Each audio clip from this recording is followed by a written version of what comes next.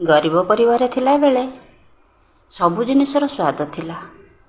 ବୋଉ ଡାକରେ, ବାପାଙ୍କ ଶାସନରେ, ଭାଇମାନଙ୍କ ଆକଟରେ ସବୁ କିଛି ଥିଲା। ଆଉ ଯେତେବେଳେ ଗରିବୀ ଠାରୁ ଟିକେ ଦୂରକୁ ଆସିଗଲୁ ନା,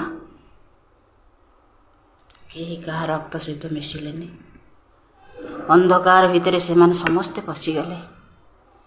ଯେଉଁ ବାପା ମା ଦିନ ରାତି ତମାମ ପରିଶ୍ରମ କରି ଗୀତା, ଭାଗବତ, ନୃସିଂହ ପୁରାଣ, ବିଷ୍ଣୁ ପୁରାଣ, ମାର୍କଣ୍ଡେୟ ପୁରାଣ ଆଉ ସବୁଠାରୁ ମହାଭାରତ, ରାମାୟଣରେ ବାନ୍ଧି ହେଇକରି ଆମମାନଙ୍କୁ ଶିକ୍ଷା ଦେଇଥିଲେ, ସବୁ କୁଆଡ଼େ ଲୋପ ହେଇଗଲା। ଏ ଧନ କ'ଣ ମଣିଷର ସବୁ କିଛି? ନା ଟିକେ କୋମଳ ଭାଷା ଦରକାର।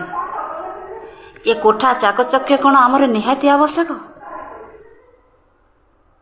ଯଦି କନ୍ତରାରେ ଶୋଇକିରି ବୋଉ ଗୀତ ବୋଲି ଦଉଥିଲା, ଧୋରେ ବଇଆ ଧୋ, ଯୋଉ କିଆରିରେ ଗହଳି ଧାନ ସେଇ କିଆରିରେ ଶୁଅ। ଆଜି ବୋଉର ସେ ଗୀତ ନାହିଁ। ଏସି ଲାଗିଛି, ରାତିରେ ନିଦ ନାହିଁ।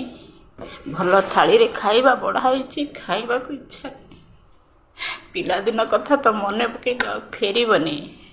ଏ ଜନ୍ମର କର୍ମଫଳ ଯଦି ମୁଁ ଭୋଗୁଛି, ତାହେଲେ ଭୋଗିବାକୁ ଦିଆଯାଉ।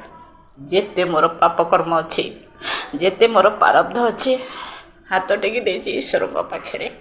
ହେ ପ୍ରଭୁ ନାରାୟଣ, ତ୍ରାହି କର, ତ୍ରାହି କର।